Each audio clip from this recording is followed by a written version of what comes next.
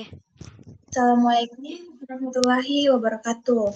Kami dari kelompok 5 akan mempresentasikan hasil proyek UTS mata kuliah cloud computing, yang mana proyek ini kami membangun cloud computing berbasis free atau open source software atau biasa disingkat dengan FOSS untuk kantor desa. Nah, yang dimana kelompok 5 ini beranggotakan 2 orang. Yang pertama, Lulu Latifah Ishak, dan kemudian ada Fadilah Husnul Khatimah. Untuk mengefisienkan waktu, langsung saja kita mulai presentasi proyeknya. Nah, yang pertama ada latar belakang. Kantor desa memerlukan sistem server cloud internal untuk mengelola berbagai data administrasi, seperti surat menyurat, laporan keuangan, dan arsip kependudukan, agar lebih terpusat dan aman. Selama ini, pengelolaan data masih dilakukan secara manual dan terpisah, sehingga menyulitkan proses penyimpanan dan pencarian informasi. Oleh karena itu, dibangunlah sebuah server cloud berbasis free atau open source software menggunakan Ubuntu server yang memiliki keunggulan dalam kestabilan, keamanan, serta efisiensi biaya. Dengan sistem ini, perangkat desa dapat mengakses dan mengelola data secara lebih tepat, mudah, serta terintegrasi dalam satu jaringan internal yang dapat meningkatkan kinerja, administrasi, dan pelayanan kepada masyarakat. Kemudian ada tahap pertama yaitu plan atau perencanaan, yang dimana nama servernya ini adalah pos.kantordesa.id. Kemudian keterangannya itu ada web server untuk aplikasi manajemen surat, laporan, dan arsip desa yang digunakan oleh staf administrasi desa. Modelnya itu SaaS.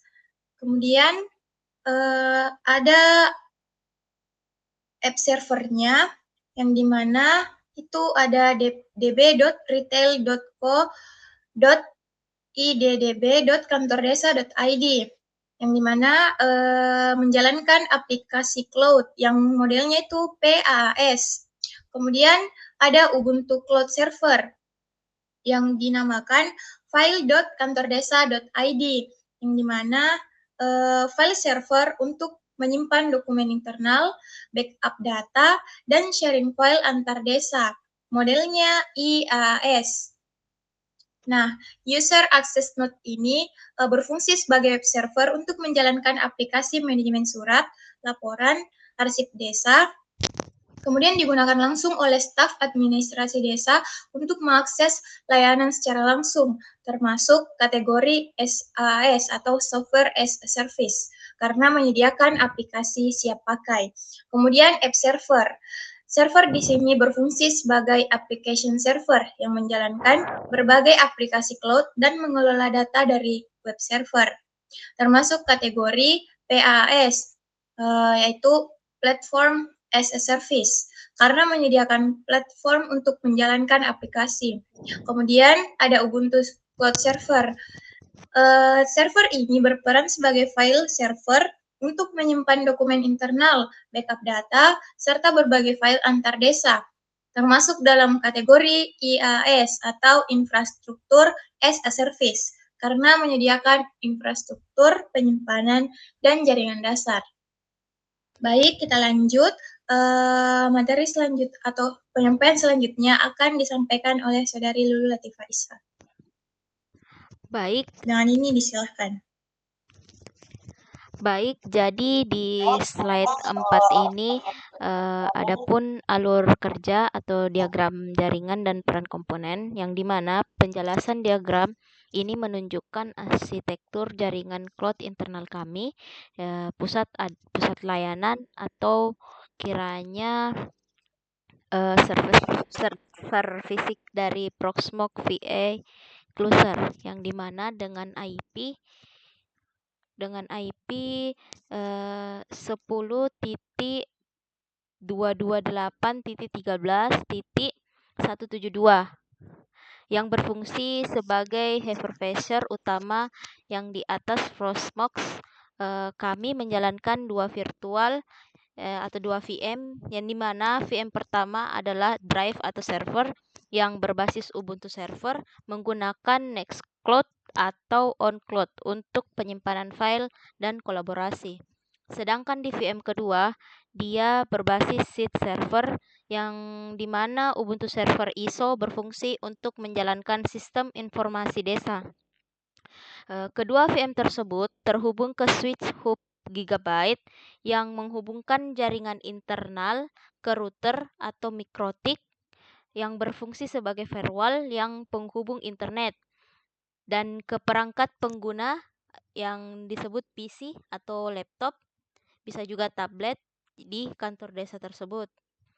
Lalu penjelasan alur kerjanya yang dimana pertama pengguna atau staf desa mengakses aplikasi atau file melalui jaringan lokal. Yang kedua, permintaan masuk ke switch hub dan diarahkan ke server fisik Proxmox VA.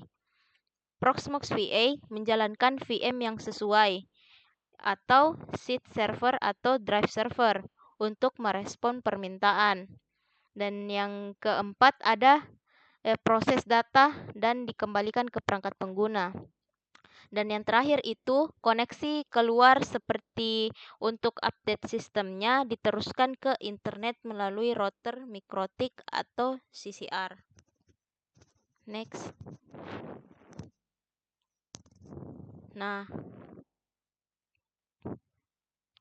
adapun langkah VM1 dan VM2 yang dimana di dalam tahapan implementasi ini kami memulai dengan membuat virtual mesh atau VM di Proxmox VA.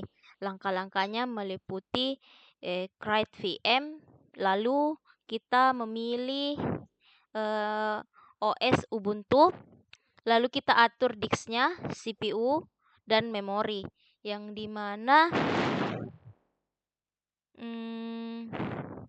CPU-nya kita itu menggunakan 2 CPU dan 1 source, dan penyimpanan memorinya itu 5400 lebih atau bisa 5 GB, yang dimana dilanjutkan dengan instalasi atau update Ubuntu Server dan menjalankan sistem. Pada gambar ditunjukkan contoh konfigurasi config untuk salah satu VM dengan soket 2, core 1, dan alokasi memori 5 GB.